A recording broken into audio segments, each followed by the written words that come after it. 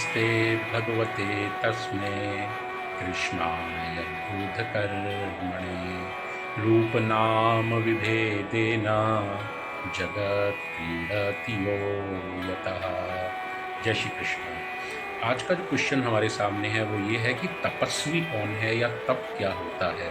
तो इसका बड़ा सिंपल सा आंसर ये है कि तप का अर्थ हुआ जो हमारे कर्तव्य कर्म है, जो हम डेली कर रहे हैं, उनको करते समय अगर हमारे कोई प्रॉब्लम्स आती हैं, कुछ डिफ़िकल्टीज़ आती हैं और उन डिफ़िकल्टीज़ को अगर हम हंस करके प्रसन्नतापूर्वक उनको हम टॉलरेट कर जाते हैं तो उसी का नाम तप है। तो तप का एक मतलब हुआ सहनशीलता।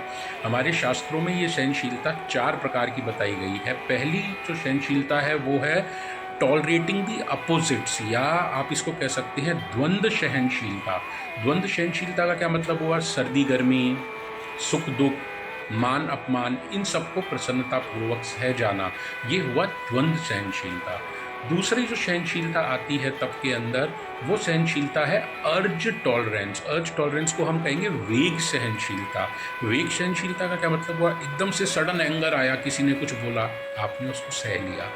अगर आपको एकदम से आपने देखा कि 5000 रुपीज़ कहीं पड़े हैं ज़मीन के ऊपर, आपको एक बटुआ मिला जिसमें 5000 रुपये, आपने कहा उठा लेता हूँ, तो एक लोभ का अर्ज आया, इस अर्ज को कंट्रोल कर लेना। काम का वेग आया, उन वेगों को सहन कर लेना, इन अर्ज को कंट्रोल कर लेना, इसको हम कहते हैं अर्ज टॉलरेंस या वेग सहनशीलता। ये दूसरे प्रकार का तप है। अब जो तीसरे प्रकार का तप है ये थोड़ा डिफिकल्ट है।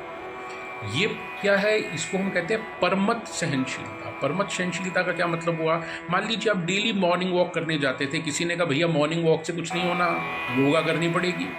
अब आपको डाउट हो गया कि भाई मैं तो मॉर्निंग वॉक करता हूँ, बिना योगा के मेरा कुछ नहीं हो सकता। तो आपको अपने खुद के मत के ऊपर डाउट होने लग गया। आप अपने मत के ऊपर चल रहे थे लेकिन किसी और के मत के बारे में सुना तो आपको लगा शायद उनका मत बहुत अच्छा है, और आप उस भीड़ चाल में चल दिए खुद के मत का डाउट करके।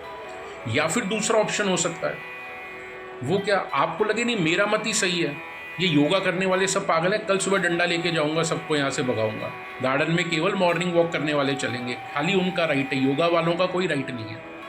तो ये हुआ परमत सहनशीलता, जहाँ आप दूसरे के ओपिनियन को, दूसरे के व्यू पॉइंट को सहन कर लेते हैं, उसको एक्सेप्ट भले ही ना करें, ना रिजेक्ट करते हैं, लेकिन हाँ उसको सुनते हैं, उसके लिए आप टॉलरेंस रखते हैं। ये हमारे हिंदुइज्म की भी एक प्रोमिनेंट क्वालिटी है, दैट इज़ परमत सहनशीलता।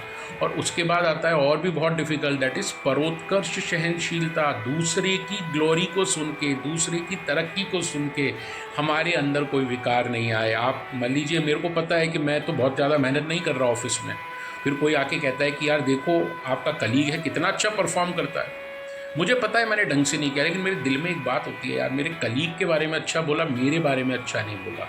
ये है परमत सहनशीलता। ये 4 तरह की सहनशीलता जिसमें है, आप मान लीजिए वो ही व्यक्ति तपस्वी है, वो ही तप कर रहा है। जय श्री कृष्णा। ऐसी ही बातों के लिए इस चैनल को सब्सक्राइब कीजिए और हमारे साथ आगे बढ़ते रहिए इस लर्निंग की यात्रा पे। जय श्री कृष्ण।